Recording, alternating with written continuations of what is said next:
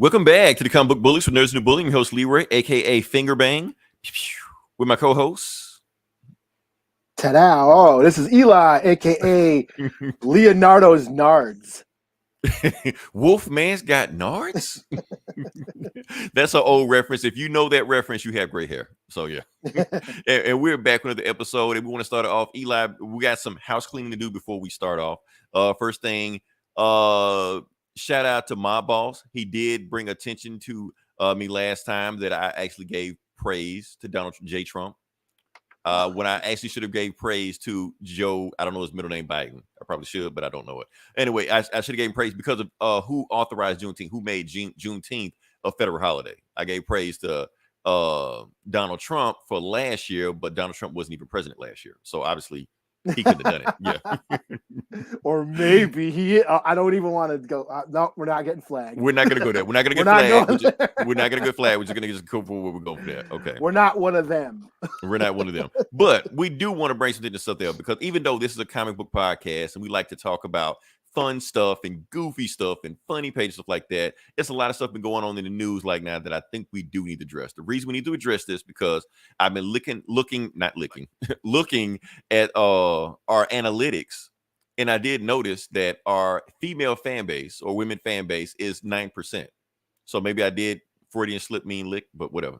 For the 9% that are listening right now. What, 90% or 9%? 9%. Okay. we are not that popular. This is because I'll start like doing my hair and shit. Right. Start wearing like cut off shorts and showing your thighs and stuff. I'll start. We're just gonna just stand up and just be waist up. I'll start giving a shit how about my appearance, son.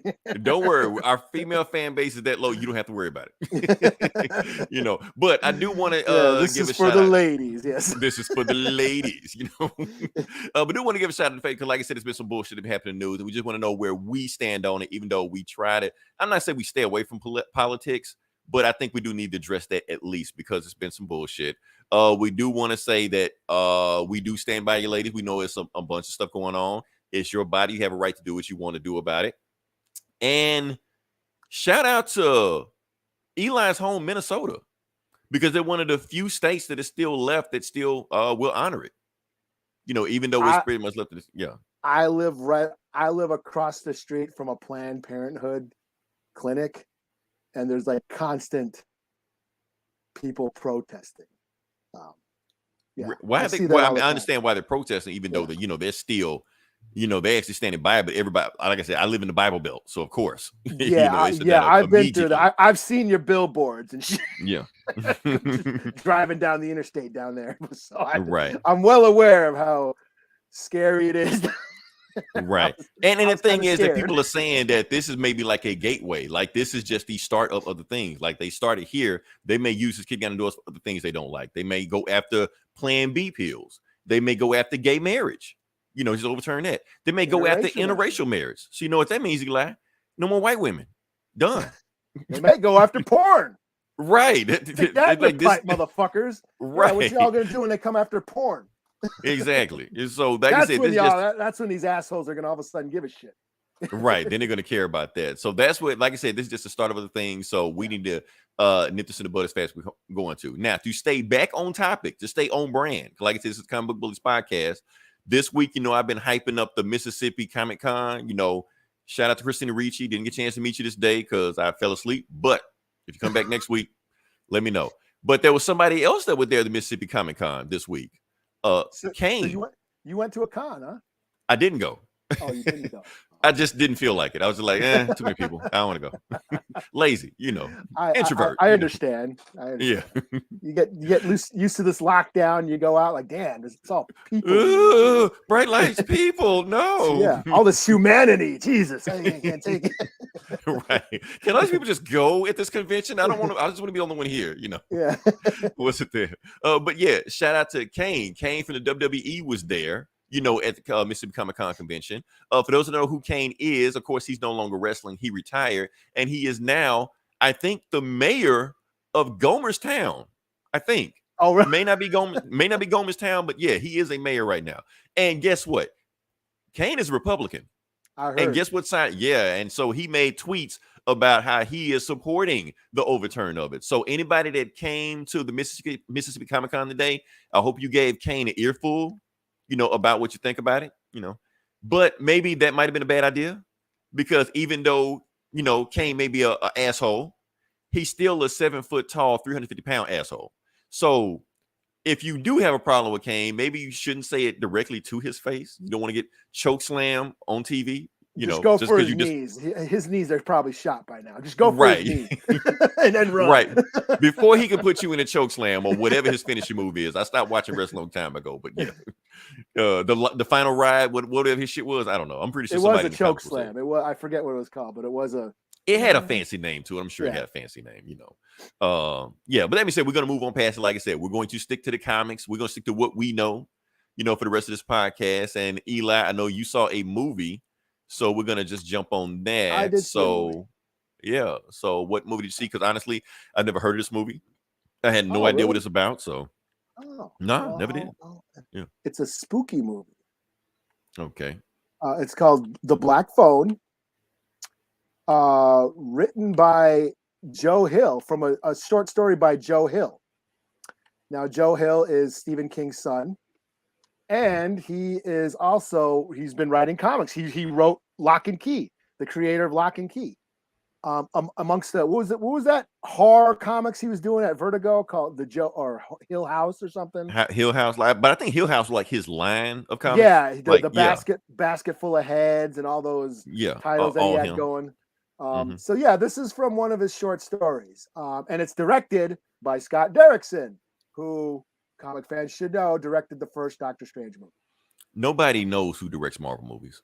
Yeah, other than Kevin Feige. I should say directs the quote unquote direct, right? Directed, even though Marvel movies are pretty much directed by animation artists and second team artists and animation teams, right? He was there to just write us some funny lines. That's all. Yeah. He's just a name, right? He was supposed to do multitude. Well, that's the thing. I don't think it was multiverse of multitude. What the fuck? Yeah, but yeah, I don't think he would. I don't think it was Multiverse of Madness when he signed on. I think it was something else. Like, had a different plot to it. It was the second Doctor Strange movie. He was supposed to direct it, but then creative differences, he left to go make this movie, The Black Phone. So this is his first horror. He came up in horror. He did Sinister, which I guess is supposedly, remember a year or two ago, I said we did the scientific of scare. Like they scientifically studied what is supposed to be the scariest movie of all time. And I think Sinister scientifically is over Exorcist. Okay. Exorcist made the top 10. Sinister, I think, is either 1 or 2. It might have been Paranormal Activity or something made number 1, but Sinister was like in the top 3 as far as like they measured like heart rate and anxiety levels and all that shit.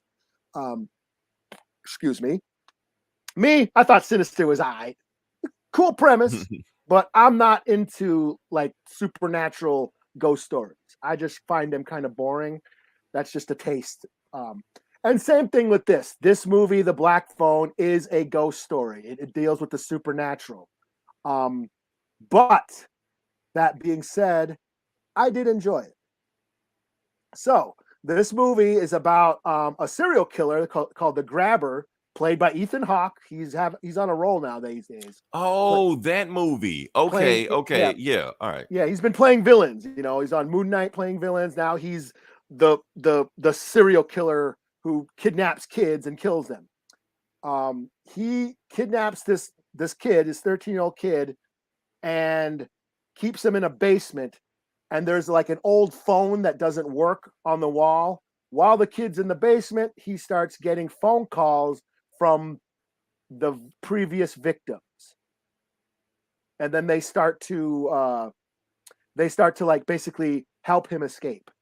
And then he also has a sister who's psychic, who has these psychic dreams, and she's helping out with the investigation and all that. And like X-Men, okay. It takes place in the 70s. So it's got like a Stranger Things kind of It vibe, as far as kids dealing with dangerous situations, which is like one of my favorite like tropes in horror. I love movies like you said, the Monster Squad, you know, Wolfman's Got Nards. I love that shit. The Lost Boys, Goonies, Gremlins, Tommy Jarvis in Friday the 13th Part 4. Corey Feldman as Tommy Jarvis, little kid who kills Jason. It's one of my favorite Friday the 13th movies. So I always loved like those kids taking on insurmountable odds, just like Stranger Things, because I was the new Ghostbusters. Yeah, I was a kid during that time watching those movies at that age. So that's like just it's there's a wish it's fulfillment. Fun. Yeah, Lost Boys, all that shit. So this kind of has that vibe, and that's what I enjoyed about it. It did have some slow parts, but it's probably because I'm not into ghost stories. So it was kind of a slow burn for me, but the ending is what made it all worthwhile. I really dug the ending and how it all unfolded. It had a cool idea. The idea was cool. I liked the 70s nostalgia, sort of creepy atmosphere that it had. And Ethan Hawke was pretty solid as a serial killer. He wore a mask, like an interchangeable mask, kind of reminded me of the Joker in a way, From what I saw in the trailer, it did kind of remind me of that one. So yeah. Yeah. I guess the only thing I can critique is I wasn't so sure of the MO, like what his process was as a killer, because how long does this kid have? Movies like Misery, Stephen King's Misery, which is awesome, and I read the book, it's one of my favorites of all time. You kind of got that sense of he was on a time limit and he had only so much time to survive. Even in Silence of the Lambs, which I'm not a big fan of, but you knew he had a process that the woman in the hole had a certain amount of time to survive, to do what she was doing. And this, I didn't know, like, how long does this kid have to survive? You know what I mean? That's what I didn't get. So it was a little bit of like, sort of, it sort of took away from the tension, because I didn't know, like, when's this guy going to decide to kill the kid? Because you didn't really know when. But that's just a minor critique. Other than that, I thought it was pretty cool. I'll give it shit. You know what? Fuck it. I'll give it a 4 out of 5. Like I said, it was a little slow for me, and that's just probably because I'm not into the ghost elements and stuff, and that's the majority of the movie is, the ghost stuff. He starts getting these phone calls from the kids, and of course they show up as ghosts. I don't find them scary. That's just me. But that's the majority of the movie. I was into the whole cat and mouse thing. I was into the adventure part. The kids, his sister who was having these dreams. I loved his sister. His sister was like really funny, and she had all the best lines. And yeah, so yeah, I surprisingly enjoyed it more than I thought I would, because I thought, it's a ghost story. And same thing with Sinister. I thought had a cool premise, but it was, in the end, it was a supernatural, spooky ghost story, sort of possession, demons and shit. And I kind of checked out towards the end. So, but this one, the ending really landed for me, and I thought it was pretty cool. So if you like horror flicks, check this out. Ethan Hawke's pretty cool. He's, like I said, he's been playing villains lately, and he's killing it. So, there you go. Sound like he's having fun and playing bad guys. Yeah. As you logged in to a film you're discussing, I heard from friends that it was awesome. Yeah. Like I said, we got a recommendation from it. So yeah, I guess it's getting great reviews. Horror fans are digging it. People who are into like that supernatural shit, like The Conjuring. It's right up there. If you dig shit like The Conjuring, Paranormal Activity, the supernatural ghost stuff, this is right up your alley.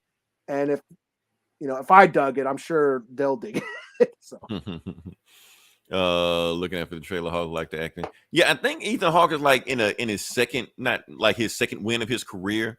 Like he's not trying to chase Oscars and chase leading man roles. He just want to have fun. That's all. He just want to have fun in roles now. And I think I heard him say that in these movies, for like these roles he wouldn't have taken 10 years ago. But now he wants to just have fun with these movies. Yeah, because he sort of he was in Explorers when I was a kid. That movie's Explorers, about the kids who build the spaceship out of the tilt-a-whirl, and they go to space. And he was like a teenager, so he was a childhood star. So I remember him from way back then. But then he was like into teen movies, and Right. Reality know, bites and and all that. So he's had like a long career and shit. So. Mm-hmm. All right. So we're just gonna hit some quick points. I'm gonna start out with some easy first. Let's start with some easy and quick and easy. We start off with Miss Marvel. Don't everybody click off. Don't everybody click off just yet. I'm just gonna briefly talk about Miss Marvel. Not gonna do a deep dive in it. I just want to just briefly bring it into focus for everybody's. Yeah, it's the mandatory Marvel minute. Yeah. But like, and I'm gonna just keep it at a minute. The only reason I want to talk about Miss Marvel this week because there was a revelation that happened this week that actually gave us her origin. So I thought that was pretty interesting. Is she not an Inhuman? Well, that's the thing. Maybe not. People are leaning towards that. Here's the thing: she's actually a genie, which I didn't think they were going to go with that. Yeah, so I was like, I don't know how people feel about that because they're basically tying it into her culture, her ethnicity, her religion, whatever you want to. Oh, that's whatever. right. The bracelet that she had. The bracelet, they even show like the hand, and that's why I was saying, like, you asked him, was she Inhuman, things like that. Now, if you see the hand is blue. So so the Inhumans, come from the Kree. If anybody that watched Agents of Shield, if you watch Agents of Shield, of course they was on, and I'm pretty sure everybody did. So, and they even said on the show that they found a bracelet on one of the hands, but they couldn't find a bracelet on the other hand. So the other bracelet is out there somewhere, But here's the thing. Okay, yes, the Kree are blue, but what else? What other Disney property is blue? Oh, that's a genie, right?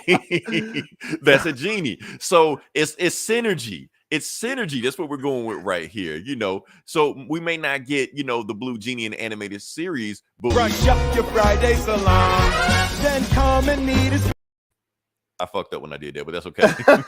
I didn't mean to do that. I meant to turn the sound down, but I got lazy, so it doesn't matter. But we might get a crossover with that. You never know. Well, we can't because of what happened the last Oscar scene. So he's been canceled. So probably won't do a crossover where we get the genie showing up with his son. Marvel.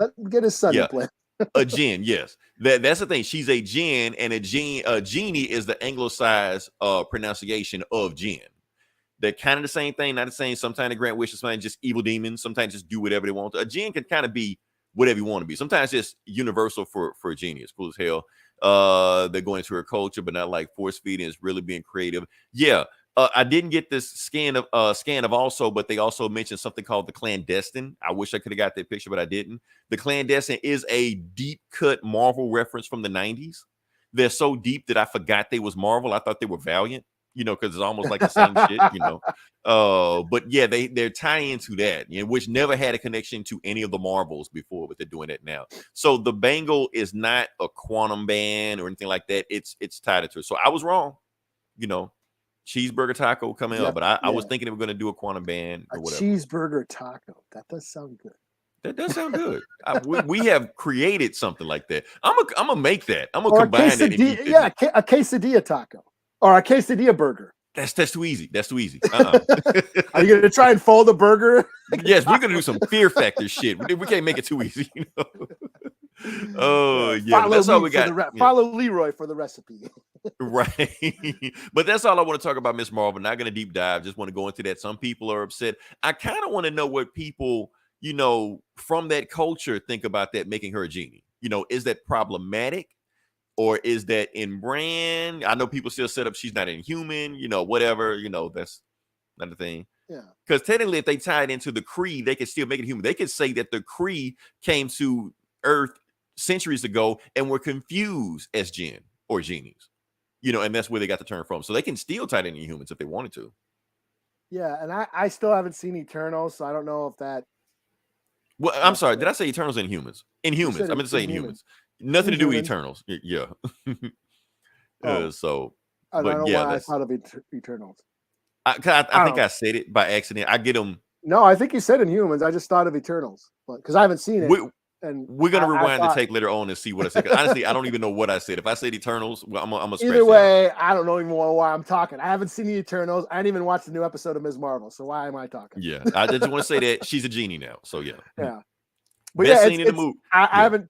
I have been watching it. I just didn't watch the new episode yet. I don't know. It's like I said. It's kind of feeling like Naomi or a CW show. That's exactly what it is. Yeah, and people are complaining. Let's talk about that for a second. People, that's exactly what it is, because people are complaining that Miss Marvel is one of the lowest rated shows. Well, no, not it is the lowest rated Disney Plus show there is. And people say, oh, because of racism. People hate brown people, stuff like that. Like, not everything is racist. Now, don't get me wrong. There are people online complaining and bitching and shitting on it because of racism. There is that. But if people don't watch the show, it's not because I'm a racist.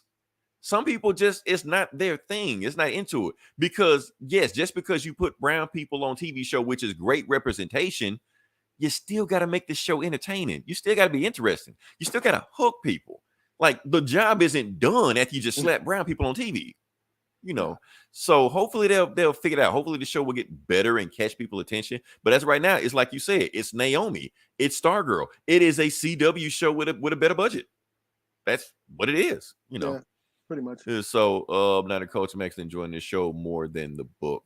Didn't read the book, didn't catch my attention. So I pretty much, from what I'm hearing, like the first couple runs of the original, or with the robot chickens and shit. Which it basically it gave me the teen superhero, the Spider-Man vibe. Like I said, it's Spider-Man, Static, Smallville, all that shit. The teen superhero motif. She's juggling all these problems, adolescence, boyfriends, friends, home life, and then she gets superpowers and has to figure it all out. So this isn't an original story. It's not a new story. We've seen it's a trope at this point. Miles Morales. That's why Miles Morales was created for that. They greenlit this. Miles Morales was lightning in a bottle. They were like, okay, let's race swap everybody. Thor, black teenage Iron Man, gay Hulk. Was he gay? Yeah, I think he was gay. But was Amadeus gay? I don't know. He is now. but yeah, I mean, Miles Morales was created for the sole purpose of keeping Spider-Man young.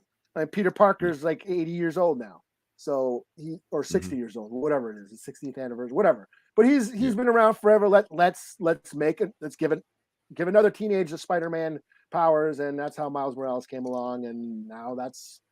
A lot of people, that was the first Spider-Man they were exposed to was Miles Morales. Yeah, just like for Green Lantern, a lot of people's first Green Lantern was John Stewart. You know, when Hal Jordan popped in, like, who the fuck is this? You know, but what do we got? Cool, they're getting culture, but not force feeding it. Yeah, I mean, but like I said, it does feel authentic to the show. It doesn't feel like it's shoehorned in there. It feels natural and organic as far as like them bringing the culture, because it's interesting seeing positive Muslim, characters or representation on TV. Like, that's new. That's something we don't see. So I give the show credit for that, but like I said, it's still a superhero show. You can't just do that. And I remember when Miss Marvel first dropped, what a big, because it was kind of a hit, especially for young Muslim girls. Like, I remember watching a panel with G. Willow Wilson, and this Middle Eastern girl got up and asked her question. She was in tears.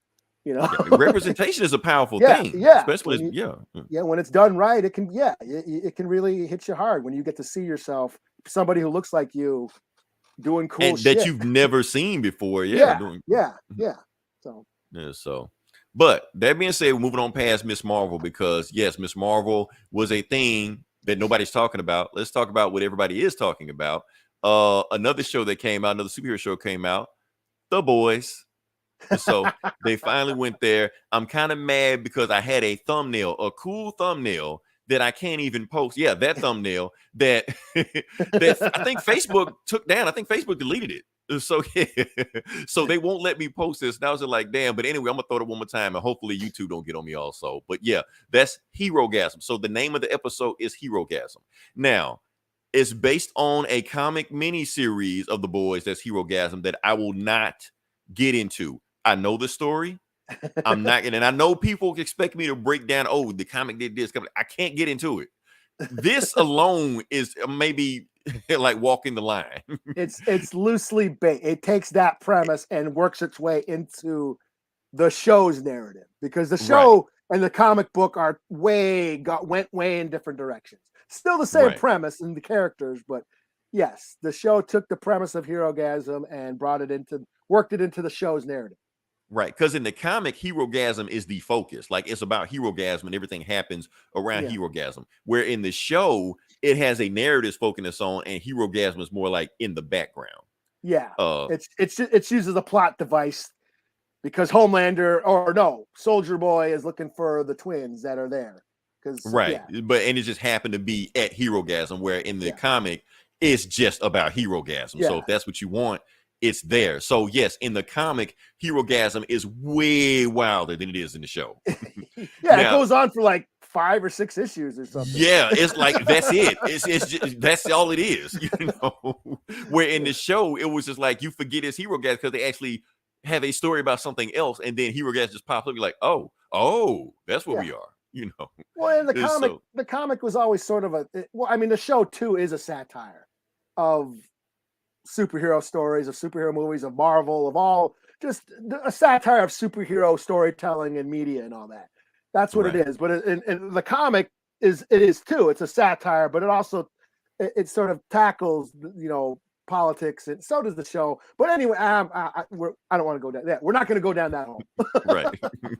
Let's talk about love sausage. You know, that's as far as we can talk about. You know, because like I said, the Herogasm story goes a bit. But I will talk about the show, the Herogasm scene. Here's the thing. They try to make it like it was going to be the most shocking thing ever. They even put a disclaimer up before the show started. Some scenes in here are not suitable for anybody of any age. And I thought that was funny, you know. But at the end of the day, for me, Eli, it was just another orgy scene that we've seen in other. If you've seen Game of Thrones, you've seen Spartacus, or if you've seen other websites. If you've seen Scary Movie, like the Wayans brothers shit. The Wayans. Oh my God, yes. That's all we can say. That's all we can say. Because there is some wild shit that happens in there. But at the same time, I was laughing at it. I wasn't like grossed out or like, oh my God, clutch my pearls. I wasn't like that. I was laughing at the stuff because it was an orgy scene. Yeah, it was hilarious and stuff. Oh, like I put it like this: I could never look at Iceman the same way again. That's all I'm gonna say. Oh man! But the thing was, like I said, people are talking about the Herogasm scene. The Herogasm scene, honestly, was a backdrop to everything else that was like that. Wasn't even the most like impactful scene in the show to me. Like the actual fight at the end with Soldier Boy versus Homelander, that was the most impactful scene to me. It was like, okay. Like Herogasm, they seen Butcher, that was the climax. I might get banned for that. I might get banned for that too. You know, that was the completion, right? I left satisfied. Yeah, but that was the best part of the show. I mean, I say the best part, but the part you remember the most from it when you watch it. You know, not even the Herogasm scene, but the actual fight at the end of it, because that's man, like. Yeah, the Herogasm scene was like hilarious and funny, and I was like, whatever. Right. And some people did say they were grossed out by it. Like, what was shocking? I get it, you know, I was totally shocked and like, holy shit, when A-Train dragged dude. Yes, that was fucking brutal as fuck. And I was like, holy shit. Like, I cringed. I was like, holy fuck, that is some sick, brutal shit. Metal as fuck. But I was like, holy shit. So none of the sex shit got me. It was the violence that, like, oh wow. Right. That what shocked me. Yes. Yeah. And like I said, as far as like sex shit that is honestly, after the first episode of season 3, they kind of like prepared me. So after that, I was like, okay, there's nothing you can do that can top that, you know. Yeah, they just went that right shocked in. me. Yeah, no lube, they just dropped, they just put it right in. Open up. So that honestly, if that scene wasn't there, then Herogasm might have been more shocking to me. But since I saw that, I'm like, okay, I'm mentally prepared. So since they were telling you, get ready. I'm like, okay, whatever you show me, I'm ready, you know. And then they finally showed it. But like I said, I was laughing because, like I said, when Mother's Milk walked in that room, and I was like, oh shit. Oh man. But I do want to say one thing. I don't know if anybody noticed it, but there was a racial slur in there that might have flew under people's radar. Like when Homelander was talking to himself in the mirror, and you know, he talked about, you know, the former boss, said you're not gonna be shit. He was like, "Oh, you didn't have to listen to those mud people." I'm like, "Wait, what did he say?"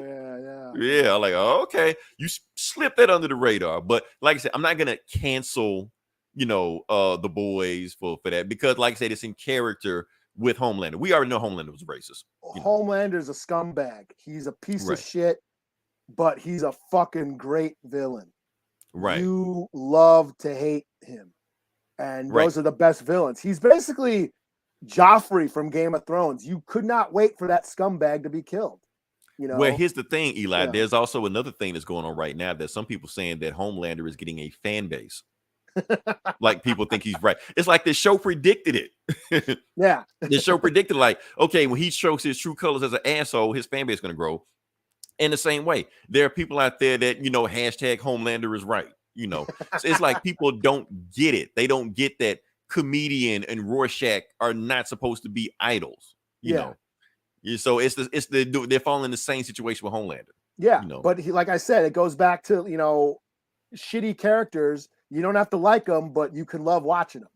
Right, And but some people think just because if you like a character, that means they must be in the right. Not necessarily. No, they're just you can be an asshole character that you like. Yeah, they're just eating up the scenery. That when he's on screen, you're like, what the fuck is he gonna do next? Right. And it's intense. It's like it keeps you on edge. When he's in room with everybody, you don't know where he's gonna go, what he's gonna do. So it was like really cool to see him.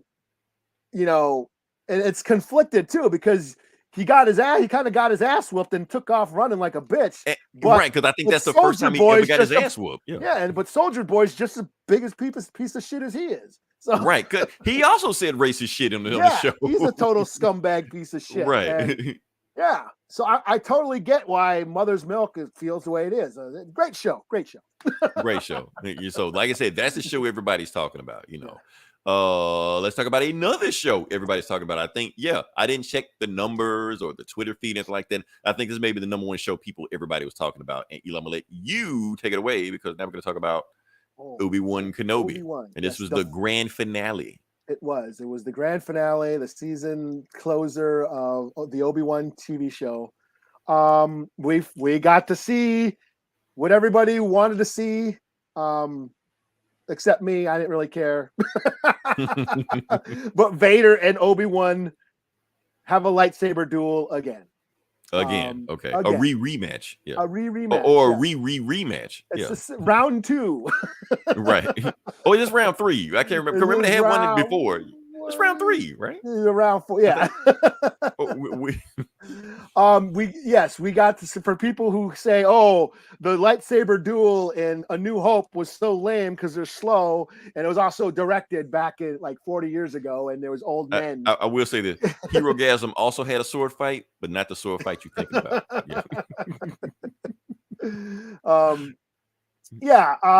This had it was all extravagant and all the cool effects that we've seen in the prequels that you couldn't see 40 years ago.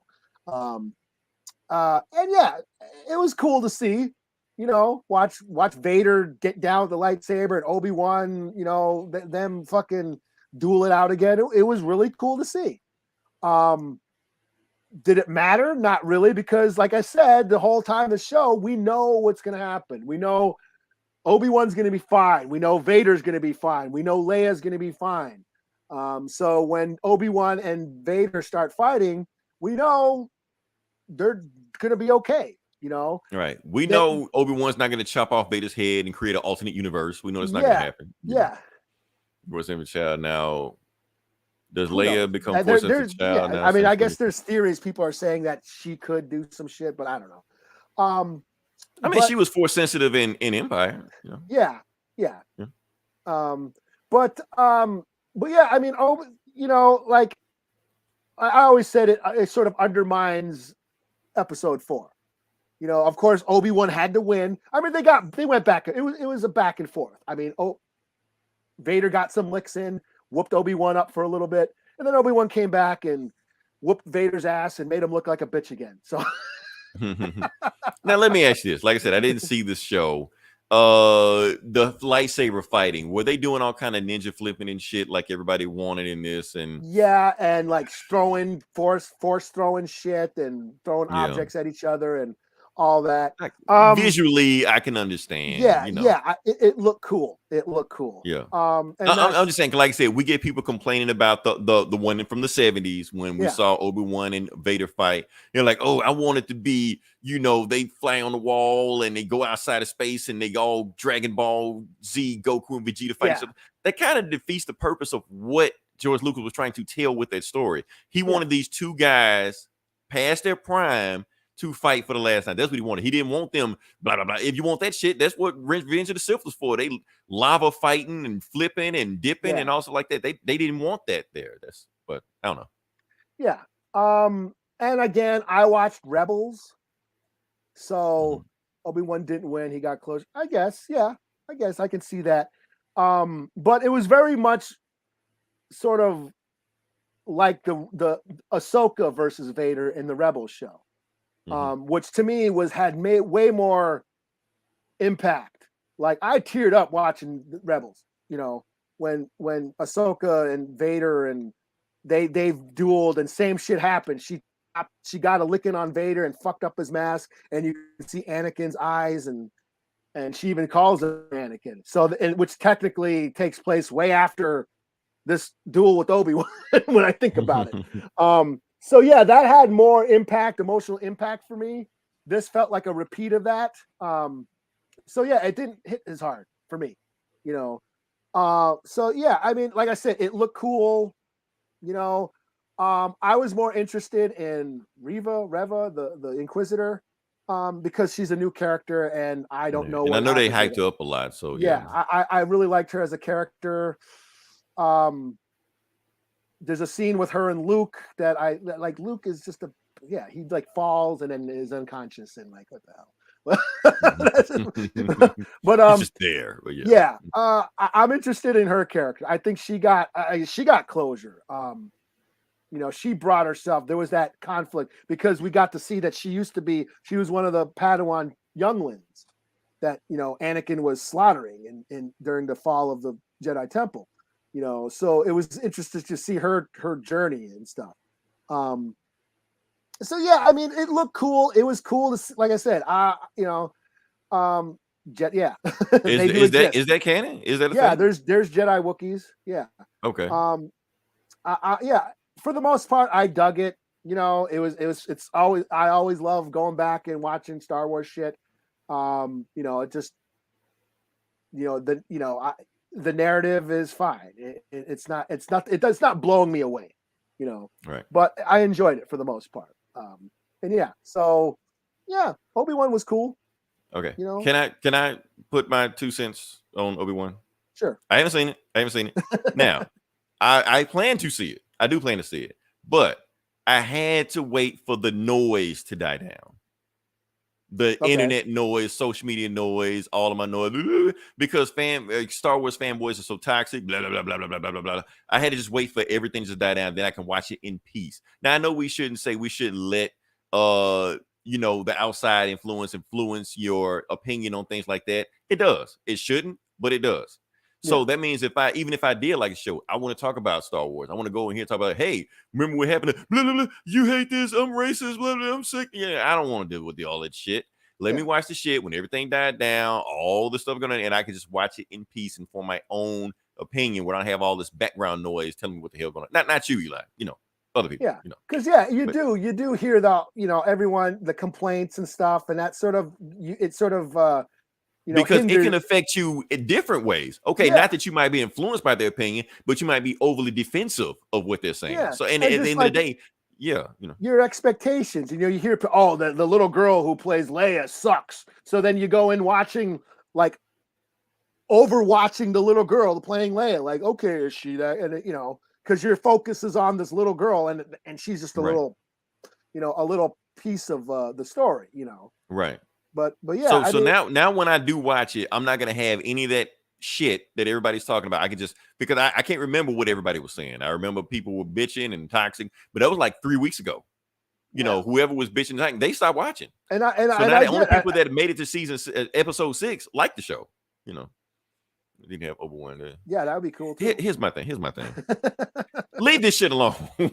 That's my thing about it. Leave the Skywalker, Obi-Wan, all this shit. Leave it alone. Do something else. Yeah. Because all they're doing, like I said, even if the show is good, all you're doing is retconning and causing plot holes on movies that I grew up with and fell in love with. You're adding extra shit that never needed to be there to begin with.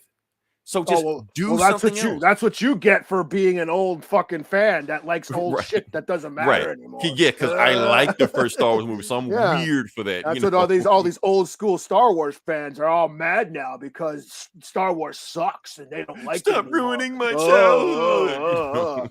I love all this mediocre crap. So all I want them to do is just do something completely. Go a different part of the universe, different part of the galaxy. Do something new, or maybe go a super in the past, a super in the future, and just do something new. You can do it. Yeah. And I promise you, I'll be on board. I'll be ready for this shit. Yeah, that's why I've been reading the High Republic shit. I read one of the novels. I've been reading all the comics, you know, because it is characters. Well, Yoda's there, but it is characters we never seen before. You know? And nothing you do will affect the shit that I've already read or saw or played or whatever like that. It's just new shit and it only affects its own canon. I'm fine with that because Star Wars is a huge universe. You can do whatever you want to do. What do we got? It's in Stranger Things. Huh? Duffer Brothers. Oh, Duffer Brothers had to do retcon of Mike's. I heard something about that. Yeah, it was his birthday and then they kind of went over it and shit because we didn't really give a fuck about Mike's birthday. I guess not. Another show I haven't watched, you know. But yeah, I mean, that was my main beef with the Obi-Wan show from the beginning. Like, oh, Anakin's gonna be in it. Oh, blah blah blah blah. And I was like, but why? Like, we know what's gonna happen. It's gonna, and I know it's gonna be entertaining. I know it's gonna be a light show. I know I'm gonna have fun with the show, but I'm just that's my only thing about it, you know. Yeah, and of course, Qui-Gon showed up again. We got, you know, he's finally communing with the spirit world with the Force ghosts, and we got to see Qui-Gon show up again. Everybody got everybody got closure, you know. Liam Neeson, isn't he canceled? Whatever, nobody cares. Yeah, he should have been, but whatever.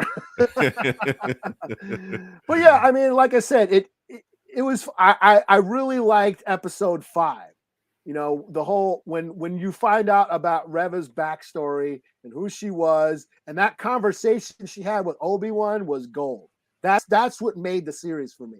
Was her just straight up, you know, all her anger and her frustrations with the Jedi Order came out, and it was really powerful. And it gave me shivers watching it. I was like, fuck yeah, because it like really it points out the you know, the mistakes that the Jedi made, you know, that how much they fucked up, you know, and you know, and then here's Obi-Wan who's in hiding, you know, for people who hated The Last Jedi because Luke was on an island, you know, totally cut himself off from the Force because he felt guilty because his nephew went to the dark side and hid out on an island for, you know, 20 years or whatever, and they're all mad because he wasn't OP Jedi Jesus.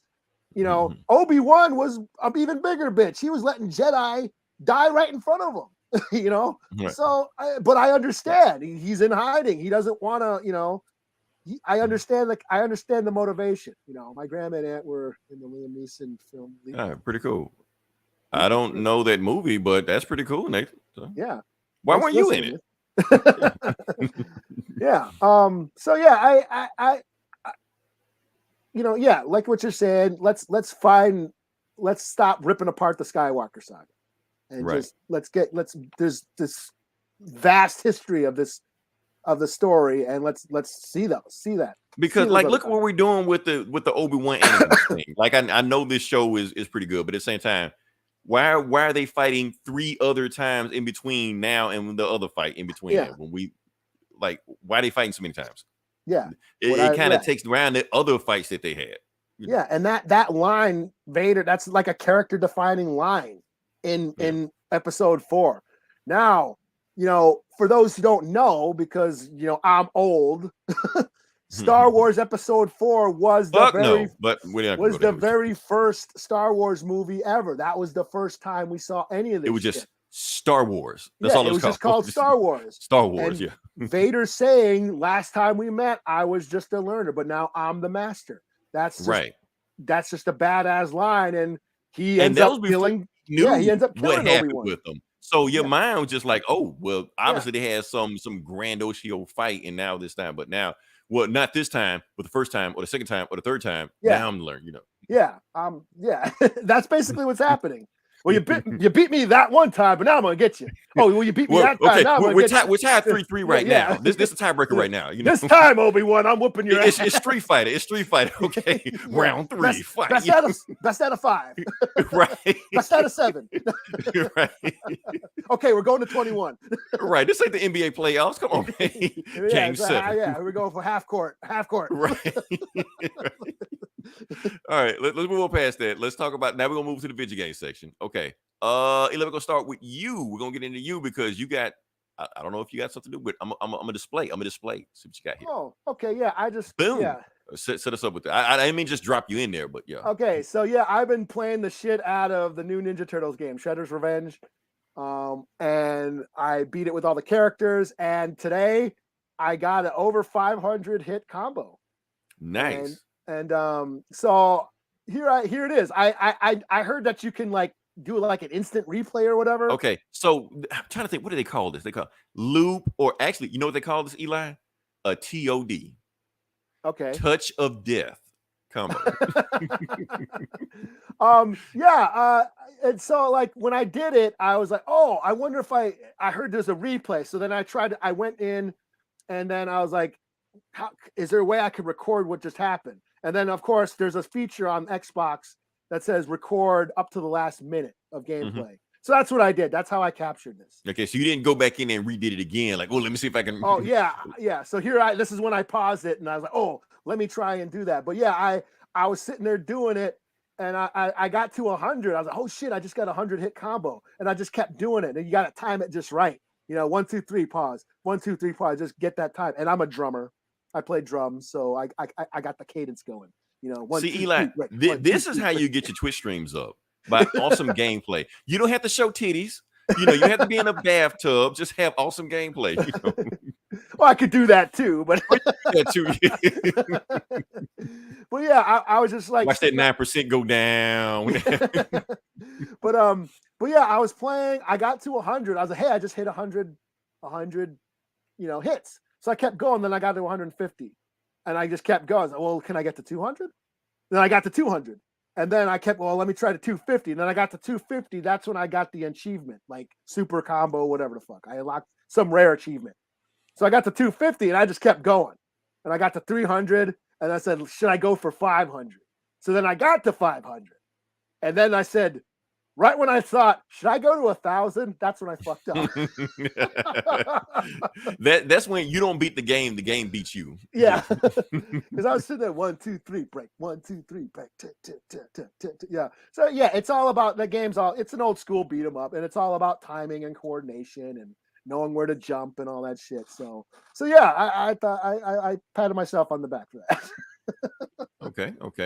Just gonna brief talk about it. For those who don't know, my Vidja Game news I'm gonna put down there right now. The Steam sales are up. They are ready to go. They are online. So if you play on PC, go ahead and get on there. They don't have those crackhead price like you used to, like every Grand Theft Auto game for $5. They don't have it anymore, but they still got some good sales on it. I went and picked up a Final Fantasy VII remake. I think it's a 2 or 3 year old game, but it just came on PC like last week. I've been playing it. Eli, I'll be honest with you. In the first hour, this might be my favorite game of all time. Like, this game is great. Damn, I've been depriving myself because I didn't want to get a PlayStation to play this, but I could have played this and beat this 2 years ago. Like, damn, what have I been doing? But now it doesn't matter. I can play it now, and I'm having fun. It's like an RTS role-playing strategy with awesome graphics and just gameplay and story. And man, it does it for me. Cool. This is my Herogasm, but yeah. That's all I got to say about that. All right, can we move on to the next part of the podcast? Sure. Okay, cool. All right, so this is the Comic Book Bullies, where we talk about the comic books, and we're just going to jump into it. And Eli, I'm going to let you go first, because this time you definitely got more books than I do. Oh, okay. Where we go? Marvel, DC? I only got 2 Well, I only got one Marvel book. Don't I? We'll start with Marvel. Let's start with Marvel. Yeah, let's go with that. Yeah. Let's get I may or may not follow up with Marvel, but I don't know. Well, I'll get the crap out the way. How do we start? Good news or bad news first? Let's do bad news. All right. So let's rip that Band-Aid off first. Yeah, Punisher War Journal, Blitz #1. Now, okay. Now, on an earlier show, there was a Punisher book you were excited to check out. Is this that book? No. Okay. That's why you said it's bad news. Okay. Yeah. So this is Punisher War Journal. It's a separate from the current. Was it the Jason Aaron story, Ninja Punisher that he's doing? Is it still Ninja Punisher? It's still Ninja Punisher. I'm not the biggest fan. I'm just not into Ninja Punisher. So I haven't been reading that book, but I heard the Hand resurrected his wife. And then but the only thing, he has to lead the Hand now, and some shit. That's why we'll bring back your wife as long as you become the leader of this, ninja assassin. And I think they worship Ares, the god of war, or some witches. I don't remember the Hand ever did that, but whatever. Yeah, Jason Aaron bringing Conan shit into the Punisher. but yeah, so this kind of falls into that series. It takes place during that series, so he is leading the Hand, and it's about him taking on not Killmonger, Hatemonger, some villain named Hatemonger, and it keeps flashing back and forth between some old mission he did and then the Hand trying to take out the Hatemonger guy in the present time. And now I gotta Google. Yeah, and then so it just talks about how the nature of violence and the nature of war, and it gets all of that deep philosophical, why humans are destined to destroy each other and all that stuff, which is kind of cool sometimes, but what it was okay, but I'm just not into like Punisher running into battle with a bunch of ninjas behind him. Right. Like Punisher used to be a one-man army. He's a one-man army. Now he's got a bunch of ninjas with him and shit. And so I was just like, whatever. Not Punisher and his amazing friends. Yeah, basically. So it's just something I'm not into. I guess people, I don't know. I hear people are digging that Jason Aaron story where he's with the Hand. It's ninjas. I mean, it can be Punisher, not Punisher. It's ninjas, and that shit sells. So yeah, I thought it was. I give it a 3 out of 5. I guess there's going to be a few more of these. I think this is like a 3 or 4. They're one shots. So this is like a one-shot story, but there's going to be a few more of these war journals coming out. So I'll check them out if they're just like one-shot tales. But this one, it was all right. I'm just not a fan of Ninja Frank. No. I still think it's like a one-time thing that'll kind of like fade away, Yeah. So it's cool. They're waiting for the thing to die down. Okay. I know you did Marvel. I feel like doing DC because that's what I feel like doing. Let me ask you this. You said you did read Black Adam? I did read Black Adam. Okay. For those who don't know, there is a Black Adam comic that came out this week. The Black Adam comic, and I think it's going to be a 12-issue limited series. It is written by Christopher Owley, also known as Priest. For those who don't know who Priest is, obviously you don't follow this podcast because Priest in the 2000s kind of revived and rejuvenated Black Panther, which pretty much made Black Panther. Everything you know about Black Panther mainly came from him. There was some other guys too. What his name is, I thought his name was Christopher Priest, but no, his name Priest is nowhere in his name. Okay. Not his government name. But he went by that, right? Well, yes. Actually, his real name is James Owley. He used to, and Christopher Priest is kind of like his stage name or pen name or whatever you want to call it. His pen name. And then now he just goes by Priest. I'm Priest. Yeah. So Seal. that's name's like Seal, like Beyonce, like Prince. Right. Share. He just right. Shit. I mean, if you know Priest, then you know who it is. We don't have to go into detail about it. It's Priest, So he's writing Black Adam for for DC. And it's not the first time he wrote for DC. He wrote like Just League for DC, he wrote Deathstroke for DC. He also wrote Deadpool for Marvel. And not only that, he was writing Deadpool at the same time he was writing Black Panther. So if you reread the Black Panther book, even though people don't associate Black Panther with humor, that book is actually kind of funny, even though Black Panther is like a real serious dude. But there was a lot of humor in that Black Panther book. And now he's going to Black Adam. So let's see what we got. Let's see what he has in store for Black Adam. Let's go to it. All right. So Black Adam starts off. He is at a Senate hearing because apparently he's been funneling money from somebody doing some things. And meanwhile, he's yawning. So I know when you look at why does Black Adam look like that? Can't be Black Adam. That is Black Adam right there. However, he is in human form. He is in un-Shazam form. So that's what he looked like like a normal dude, you know. And he's just bored. He's just like, y'all heard this shit up. I gotta go. You know, I don't care what you're talking about. Address me by my real name. My name is Lord Theo Ramses Hosser, Teth Adam. So that's his full name, you know.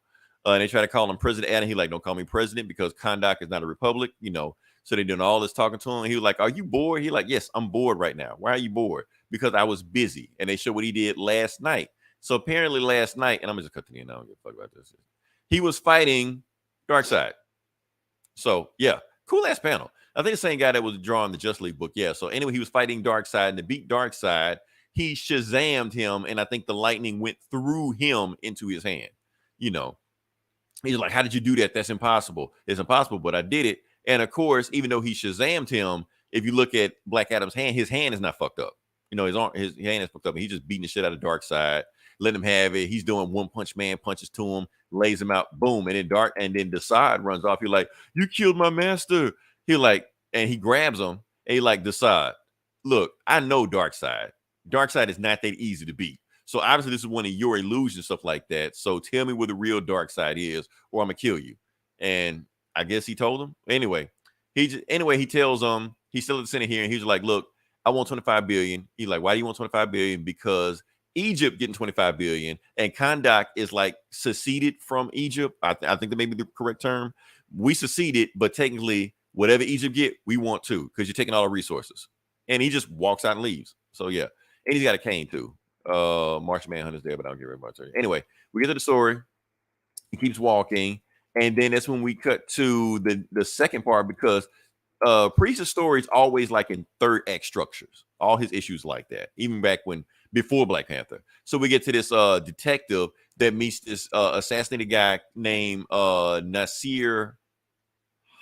What's his name? Nasir. I can't remember his name. Doesn't matter his name. They'll say his name later on. Anyway, he got shot, and it actually. So who is this guy supposed to be? And he says, "Oh, this guy's supposed to be Archduke Ferdinand." He's like, "You spell it with the E or N?" So obviously, the cop didn't get the reference, because Archduke Ferdinand, for your history buffs, is the priest that got assassinated that pretty much kicked off World War I. And they kind of say this guy's death is going to kick off some big shit. I mean, that's the point he was trying to make right there. Anyway, he's like, call Black Adam. Tell him what's going on. Like, your political rival just got assassinated, because apparently that Shakur Nasir, that's his name. Apparently he's trying to turn Kondak into a republic, where you basically a democratic republic. So that's why he's saying it's the democratic, that's a political rival, and everybody's thinking that Black Adam might be the number one suspect, you know, and he also slept with his wife. So then maybe that's another reason, you know. Now, Black Adam story is over. The rest of the story is about this guy. And this guy name is Malik.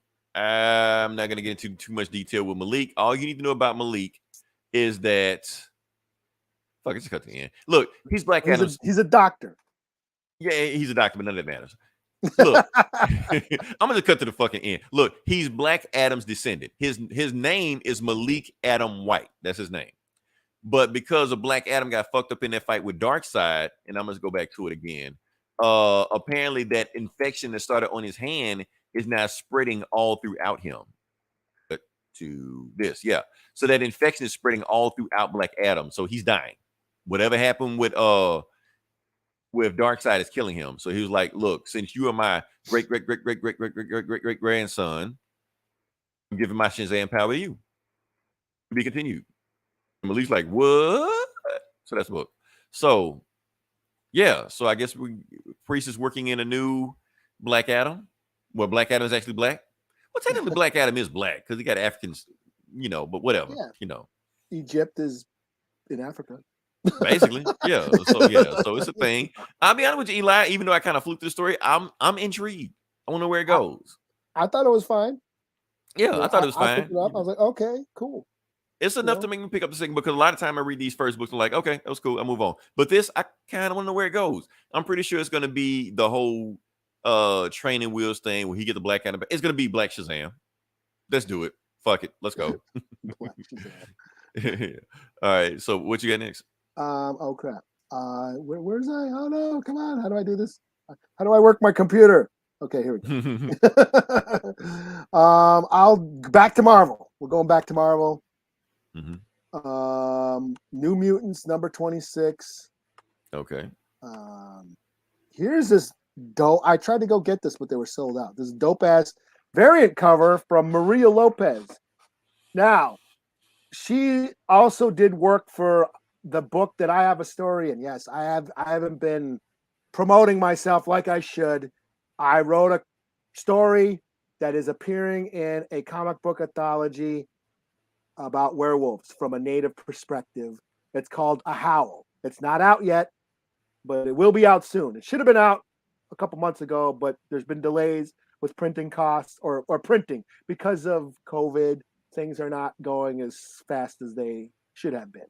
So the book ain't out yet. It's called A Howl. It's basically an anthology book about werewolves from a Native American perspective. This artist, Maria Wolf Lopez, she did this variant cover for the New Mutants, and it's Danny Moonstar. Pretty dope, I thought. Anyways, we'll talk about New Mutants now. Shameless plug. So in this new story arc, Ileana, Magic, she basically is giving over Limbo to Madeline Pryor because Magic is busy with all this shit. She's leading the New Mutants, or she's helping out the New Mutants and doing all this. She's one of her core captains and stuff. Yeah, she's doing all this stuff, other stuff. I can't, I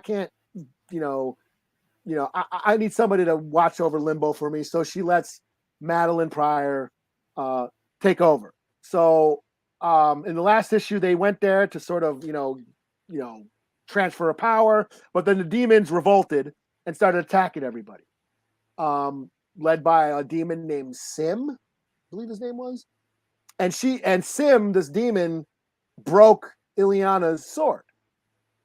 So in this issue, she's like, oh shit, I can't teleport, I can't do shit. They're trapped in Limbo with all these demons, all the crew's fighting all these demons. They end up finding like a castle, and this old lady comes out, and it's old lady Ileana. It's old woman Magic, basically. Okay. An older version of herself, and she has a sword made out of Warlock, the techno virus Warlock thing. So it's a Warlock sword, And so then they have a conversation. There's a pretty cool conversation between young Ileana and old Ileana, where they're like, sort of inspiring each other. Young Ileana's got this fire and courage and, fearlessness, and old lady Ileana is full of wisdom and all that. So they kind of like feed off each other. But there's some weird spell she uses it's magic shit. It's mixed with the techno virus, and that's how they destroy the demon and all that. So it was pretty cool, It did make a bunch of old references to X-Men shit that went over my head because I'm not the biggest X-Men fan.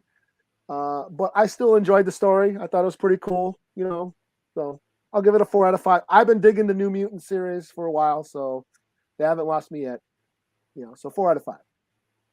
Cool. All right. Still not gonna do Marvel. I'm gonna stick with DC. I might be done with Marvel now. Oh, you done with Marvel? Okay. Well, I'll pick up Marvel where you left off at. Okay. So the next book I'm going to do is actually World's Finest Batman and Superman number 4. We're on 4. We kind of I read this too. Did you? Okay. I wasn't expecting that. Have you been reading other books, or is this like the first time you jumped on? No, I've been reading World's Finest. You read? Okay, yeah. So I've been kind of hanging on to this, seeing what's going on with that one. So yeah, for those who've been keeping up with this book, what's going on is that let's see. Oh yeah, the last book, the Devil Nezza has arisen and he's possessed Hal Jordan. So Hal Jordan is fighting them now. So let's get to it. Let's see how the book goes. So yeah, shout out to George Perez. They every DC book this week is doing a shout out to, well, this month doing a shout out to George Perez. So Hal Jordan is talking. He was like, I always wanted to know how I would fight against you guys. Seemed like I would beat the hell out of you. So we go to Superman, and Superman can't break Hal Jordan's thing. Now, let's pause. I want to make sure everybody understands that Superman can break his shit if he wanted to, because we've seen it happen before plenty of times in the New 52. So he can break Hal Jordan's shit if he wanted to. But the reason he can't break his shit now is because it's magic. Yeah. So he started throwing shit at him. Superman is getting cut. And he realized, okay, that's why I can't hang with Hal Jordan right now. Because not only is he Hal Jordan, he's magic Hal Jordan, which is too much for Superman right now. So while Superman is bleeding, he's trying to get him, and Hal Jordan's laughing at him. He's like, and that's when the Devil Nezza sneaks up on Batman. He like, the Batman, you're just flesh and blood. You're nothing. And then, he just throws him, and like he's nothing, just throws him away. Meanwhile, Hal Jordan is just kicking Superman's ass. Oh, and he explains how he got out by magic and he turned himself to magic and shit like that. Whatever. Sticking his ass whoop, and he wants to possess everybody on the planet. We're like, if you possess it, why do you want to possess everybody on the planet to make up your army? Who are you going to fight? Like, worry about who I'm going to fight. And just toss them up, and that's it. So right before Hal Jordan can, finish off Superman, of course, Batman shows up, saves him. The last bad guy they fought in the last issue, he took his weapon, the Philosopher's Stone, and he can do magic to a slight point. So Batman's got magic now, kinda, but it only holds it for so long because eventually Green Lantern's gonna break through that shit. And Superman's too weak right now to super speed because he got fucked up in the last fight, and Hal Jordan's fucking him up now, so he can't use super speed to get away. So he's like, well, you better come up with an idea because this Philosopher's Stone is about to break in my hand. Skip, don't care. Let's see. Who fast? I never care about the Supergirl shit. Anyway, we move on back there. We got Batman and Superman, and Batman's like, I got an idea. Hal Jordan ring operates on willpower. You're like, okay, cool. And Hal Jordan has the most willpower of anybody on the planet. That's why the ring goes to him. And he has more willpower than both of us. But he doesn't have more willpower than both of us. And Superman like, okay, I'm going to follow your train of thought with this. He's like, okay, what we need to do, focus on Hal Jordan's ring. Both of us at the same time. Focus on his ring to focus to get it off his hand. And if we do that, that'll take away Hal's power. So they both focus at the same time. They focus on his ring and they overpower Hal, and the ring leaves his hand and goes to both of them. Boom. And now you got, I don't know what this is. Super Batman, Bat Superman. I thought it was like red. I thought it, okay. I thought it was like Jason Todd, right? Jason Todd, Bruce Clark. I don't know.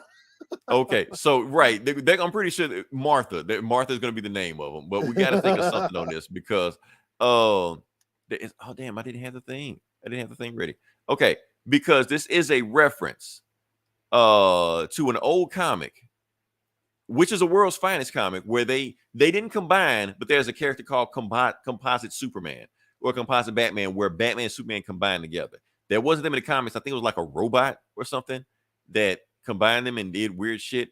But it does remind me of Dragon Ball Z.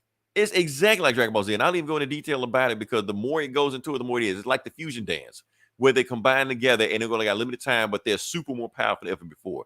But anyway, Hal Jordan's got no power. Devil Nezza looked like, damn, I should have got somebody else. He sucks. Should have got John Stewart or Guy Gardner, So he's saying some more Justice League members after him that he possessed. He like killed Batman and Superman. So now Batman and Superman both have different thought bubbles, and Batman's thinking like, how the hell do we do this? What are we? And Batman's already analytical. Don't worry about that. We got 3 guys on our right, 3 guys on the left. We need to find a way to take these guys out super fast. And you're like, do you have a plan? You're like, we got a plan. I'm Batman. And he throws green. Oh, and not only is he Batman and Superman, he has Green Lantern's ring also. So he's Batman, Superman, and Green Lantern. So they throw Green Lantern batarangs at him. His pronoun is they. Let's go with that. And it explodes. I didn't just now noticed that. Right. Yeah, he throws Green Lantern batarangs at him. They explode in front of a couple Just League members. He blocks Manhunter's blast. Meanwhile, Devil Nezza's trying to possess everybody. Green Bat Superman shoots heat vision at Martian Manhunter, takes him out easily. Canary tries to scream him out of consciousness. Oh, Doom Patrol. So, and he Green Lantern like puts her jaw, like muffles her jaw. I may be saying it wrong. Muzzle. That's what I look for. Muzzle jaw. Kid Flash put weighted boots on him so he can't run, or if he does run, he runs super slow. Just fucks up everybody. And yeah, so while he's taking everybody, and while the whole thing is going on, his power is running down. So right now his power is at 9%. His power is at 8%, because Green Lantern powers run down, but if you take two people, it run down like exponentially faster. So he's got to hurry up and beat the Devil Nezza. So I'm gonna just take the fight just right to the Devil Nezza and take him out before my power runs out, because it's just like Dragon Ball Z. You only got so many minutes before the fusion dance ends. So they smack Devil Nezza around, take him into space, beat the shit out of him. They at 6%, 5%, 4%. Like if we just get one more punch in, this guy's done. I can feel it. He's almost done. But then, boom, they run out of power. And then Devil Nezza grabs both of them. He was like, damn, instead of me sending a bunch of your friends after you, I should just went after you myself. So he's choking the shit out of both of them. And that's when, boom, he gets hit by Supergirl. And Supergirl just beating the shit out of him and knocks him into the tomb, because the Doom Patrol in the earlier panel found out where his tomb was. It's off the Corto Maltese. So she locked him into his tomb. But she's like, that's not enough. And they're like, where's Robin at? Oh, Robin got lost in time. Who gives a fuck? The point is, the only reason Supergirl was able to take out Devil Nezza like that was because Green Lantern Bat Super whatever almost took him out. They needed just one more punch to take him out. So she was able to like get to the goal line, He just needed one more hit. He was on low energy. He was on low energy. Yeah, like energy bar was low. 1% HP. So so she was able to do that. So she was like, look, we got to lock him in the tomb. But the thing is, the way the Warriors back in the past were able to do it was one of them had to shut the door behind them. It had to be locked from the inside. They had to be locked from the inside. Right. So who's going to be the person to lock it from the inside? And they're like, dun, dun, dun. They don't know. It should be a teleporter, right? Right. I don't think they have any teleporters on the team. It's Kitty Pryde. Wrong universe. Yeah. So like I said, I'm enjoying this. That was just some crazy shit that's going on. Yeah. Some stuff they'll probably never do in the regular DC universe, but they're doing in this crazy shit. It's an episode of Justice League. It's a cartoon. It's a Super Friends. It's an episode. Yeah, of let's just get wacky as fuck. Yeah, that's what I like it, man. Yeah, it's just stupid fun. I loved Batman having, or like a version of Batman having Green Lantern powers. It was a Frank Miller book. Was it All-Star Batman or something? Right. He makes a reference to that in this book. And like, I liked it better when I could just paint him yellow.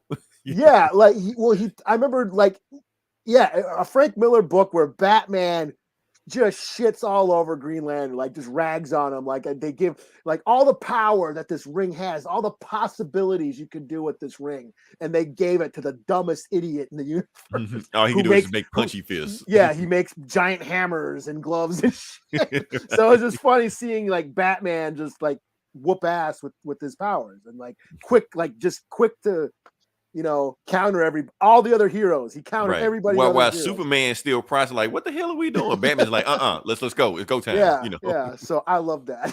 Yeah. So this is gonna be in versus battle. This is gonna be in death battles right now. Super Batman with the Green Lantern ring versus whoever. I don't know. Wanda. I don't know, somebody. Yeah, they got to make him a skin or something in like DC versus. It's gonna happen. It's gonna be a thing. So go ahead and get your death battles ready. Yeah, go ahead and get your feats ready. So So what you got next? I'll do Nightwing number 93. Okay, cool looking cover from what I saw. Oh yeah, hot ass Jason Todd for Pride Month. Yeah.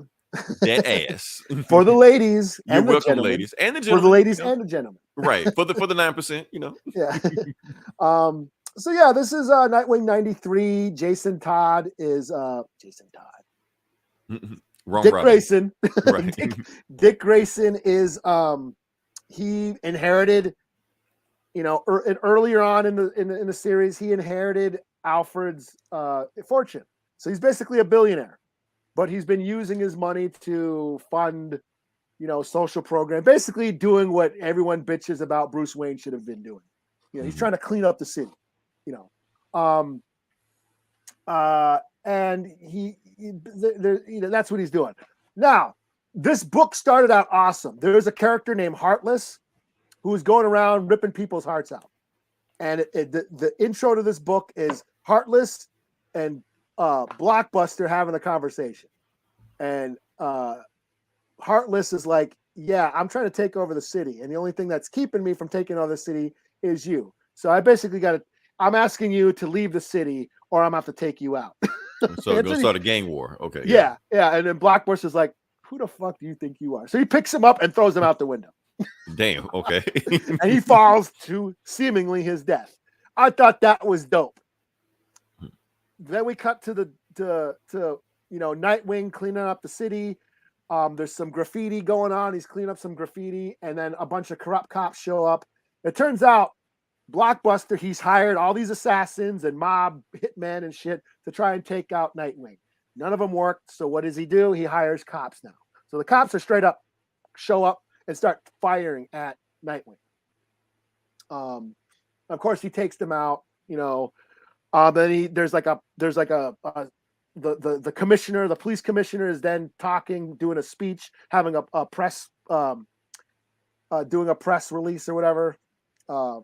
And Dick shows up and confronts the commissioner, is telling him how corrupt the cops are, and the commissioner's like, you can't prove it. The cops didn't have their body cameras on, the surveillance cameras around the city weren't on, and all this stuff, and you can't prove it basically.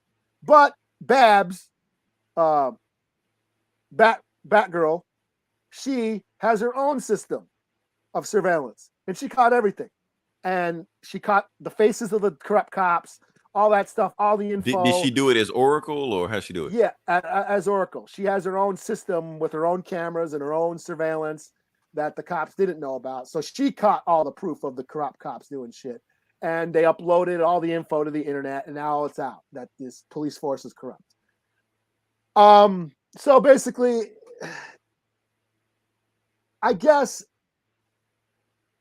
I felt a little conflicted reading this. I get the fantasy, the revenge fantasy, the superhero fantasy of fighting the corrupt system and, getting, really striking back at police corruption and throwing it in their face. But I felt it was very done, very lighthearted. Like they were making light about a serious issue, I guess. It's very cartoony.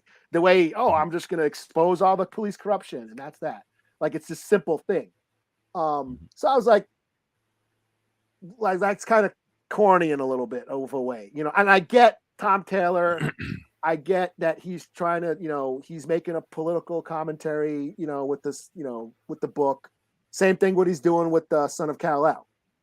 I felt this was just a little bit too, in your face. Mm-hmm. And maybe that's just because I'm a little bit angry at what's been going on lately, and then, being in the Twin Cities after what's happened these past couple of years, yeah. I felt it was just a little too, they were kind of making light of it. You know what I mean? Kind of mm-hmm. What's that commercial where one of the Kardashians gives the soda, right? To the Pepsi can. Pepsi can. That's what it kind of felt over. like. Yeah. Yeah. And all, shout out to Tom Taylor. I dig what he's doing, but he is kind of an outsider. I know he's from Australia.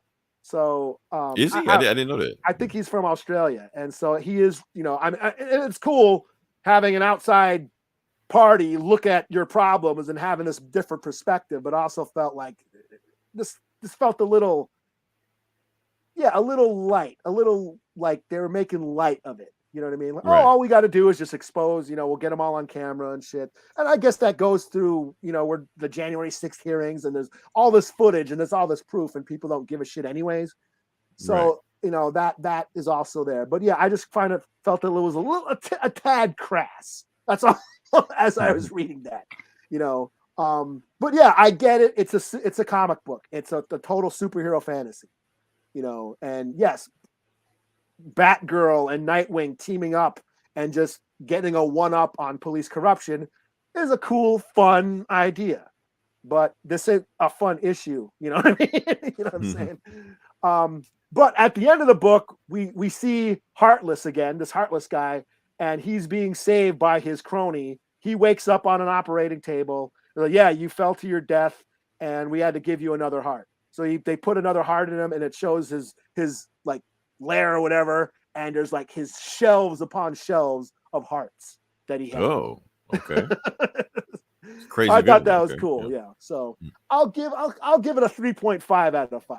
You know, maybe I'm being overthinking it and maybe being a little too critical, but maybe I'm just in a shitty mood. I don't know. But yeah, still a good book. This is still one of my favorite books right now, the Nightwing series. Tom Taylor's. Cool. Okay. All right. Last book I got.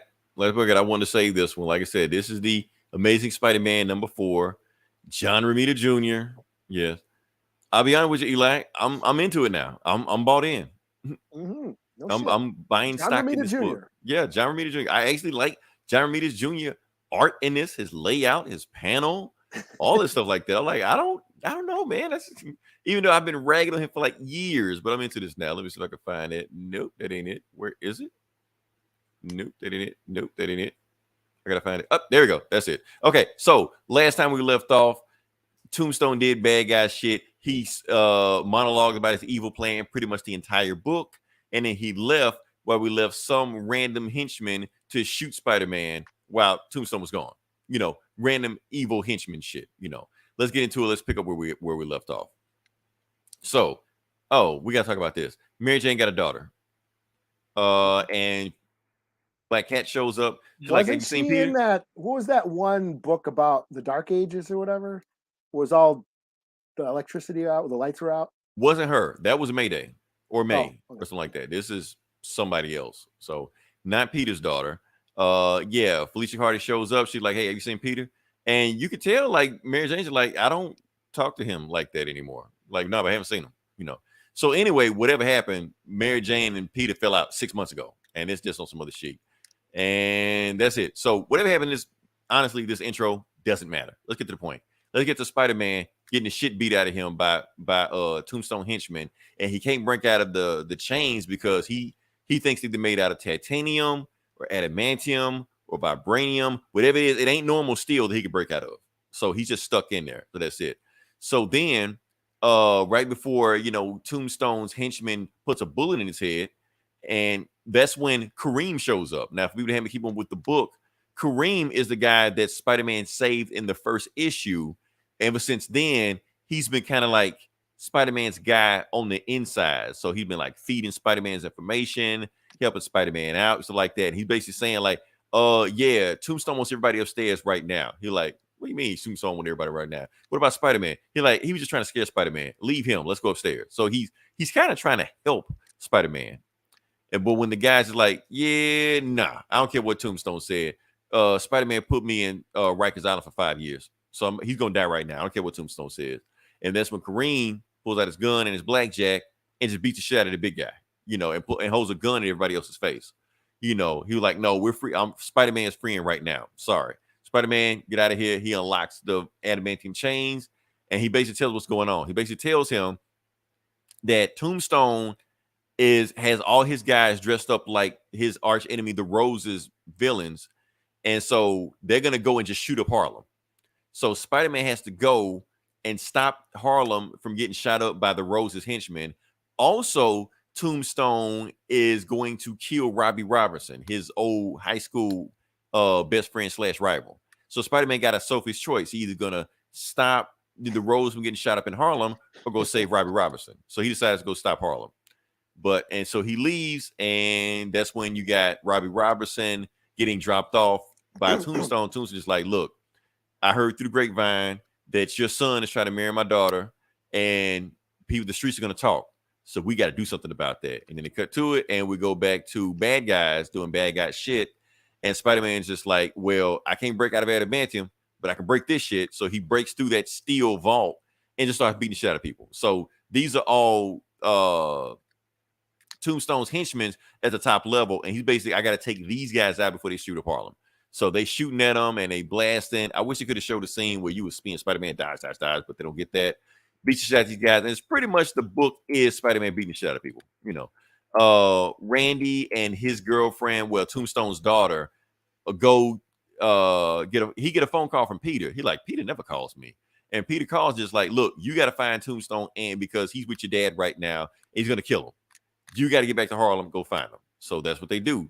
So he goes to Harlem, and the rest of the book is just Spider-Man just beating the shit out of bad guys. You know, he webs them up. The bad guys do some. Oh, this is a pretty cool panel where Spider-Man walks on the wall because he had webbed pretty up the cool floor. John Romita Jr. panel. It's pretty cool, John Romita Jr. I got to give him credit for that. Well, like he webbed up the floor. Since he webbed up the floor, he's gonna walk on the wall to dodge his own webbing. So yeah, yeah. So they go to Harlem.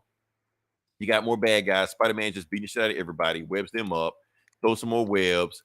They run into the webs. They get trapped. He crashes on them, beats the shit out of some more, and then tells the other bad guys, bad news for you guys. I'm out of webbing. So just beat the shit out of them. You know, so beats the shit out of everybody. And he's like, I got it, but he's on a timer. I got to hurry and beat these guys so I can get back to Tombstone to stop him from killing Robbie. You know, so Randy runs up to the room. Spider-Man still beating the shit out of him. I got two more guys left. Randy runs, sees them.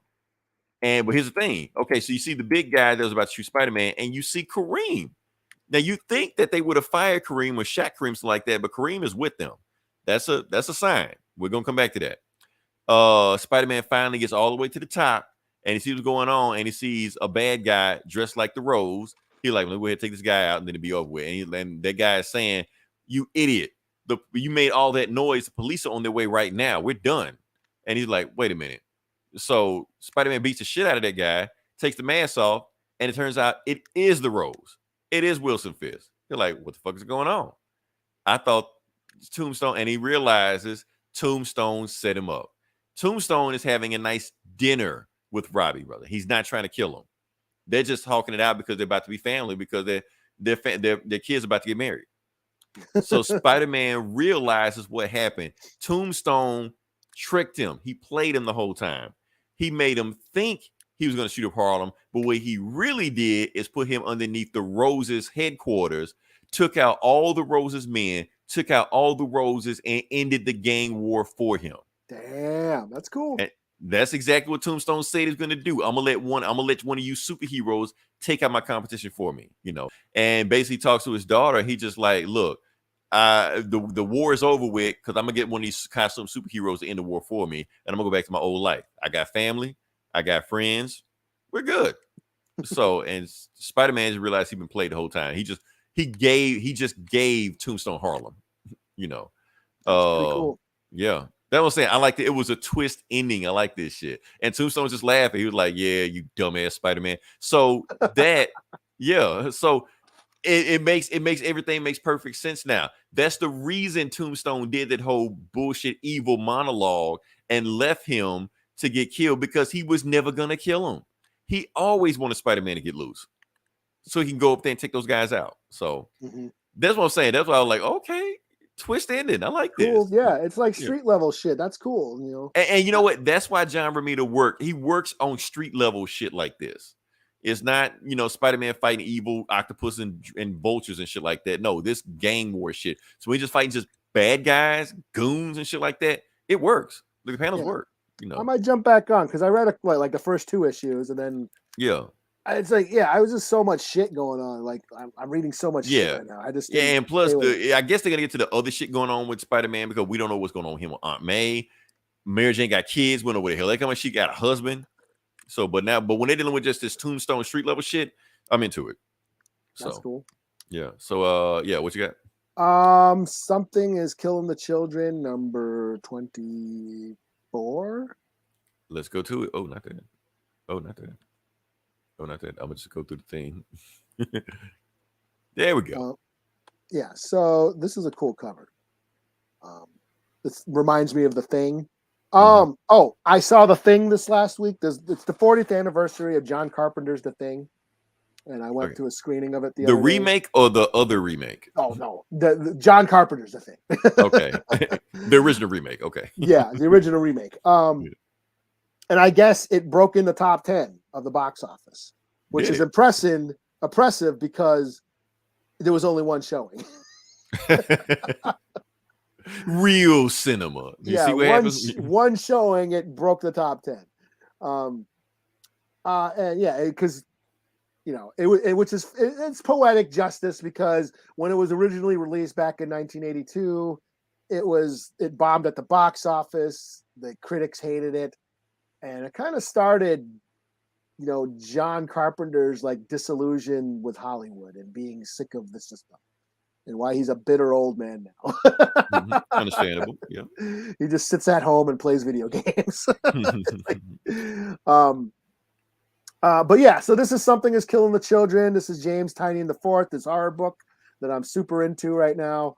And it involves these monsters that go around eating kids. And there's a secret government faction known as the House of Slaughter that sends out agents to kill these monsters and cover it up to keep it from the people, not create a public panic. There is a character named Erica. She went rogue. She was an agent of the House of Slaughter. She went rogue, and the House of Slaughter are after her. They want her taken out. So this is kind of this issue. We kind of get to see it's a new town and new victims. This one girl, her family was killed by these monsters. We get the flashback scene. The opening of this book was really creepy, because this is a new sort of monster that is like disguising. The House of Slaughter deals with all kinds of creatures, but this particular monster can disguise themselves as human, which is basically back to John Carpenter's thing. It can imitate any life form. In this case, it's a human. And these kids were swimming in a pool they're at their house. They're in they got a pool in the backyard, and this like creepy guy is like watching them in the backyard, and then he can open up his mouth and eat them or open up the mouth in his stomach. Like, yeah, if you can see the cover, he's got his stomach. It look like he's opening. Oh, that's his stomach. It look like he's opening his mouth and the eye is in there. No, yeah, he's opening up his stomach, and he's got a mouth and eye, and they're monsters. But so we get to see that flashback of what happened to her family, and then Erica shows up in this town, and she's trying to convince everybody, like, hey, I'm here to kill this monster, and there's people after me that are basically going to kill me and then kill all of you to keep it secret, because that's what they do, and that's why she left the House of Slaughter. So it kind of just builds up the story. Not a lot happens other than just some character development and some, more exposition. It's one of those lull issues, where the story takes a breather to explain things, So it gets a 3.5 out of 5 for me. But I'm still digging this story. I've been reading it's 24 issues now. It's been a few years I've been reading this. And they're making a movie. Or a TV series. It got picked up to be made into a movie or a TV series. So that's what I'm looking forward to. Seeing what streaming service get picked up for. Comic properties are hot right now, especially non-Marvel DC. It's hot right now. Yeah. So, yeah. You booked out, or I am. Hold up. Let's go to the callers. Let's see what we got here. Hello, AG member. What's going on? Yeah. Long time listening. Yeah. Let's see. So yeah, we got a show for you. I appreciate everybody jumping in. If you listen this long, definitely like, share, subscribe. Like I said, we're on all your streaming services, all of your social media platforms. We're on all of those. We are on Instagram also. Check out our Instagram page. I'll put a list on there. So I don't know what's gonna happen next week. I'm pretty sure some crazy shit. All the show's done. Obi-Wan's done. I don't think Boys in next week. I think they got a few more episodes. Yeah. So we're kind of like in the middle things of those right now. Marvel. Yeah. Maybe I'll talk about some CW shows next week. I don't know. To fill the time. They actually dropped that CW comic. They dropped another one on there. Like, I'm not gonna read this shit. Nah. Maybe I'll talk about Riverdale. I don't know. Yeah, or something, just go from there. But we'll find something. Something will happen. It always happens, even though nothing may happen this week. Friday, Saturday, something will just dump in our lap. We'll go from there. So, yeah, appreciate everybody jumping in. So until then, this is Leroy. This is Eli. We'll talk to you guys next week. Same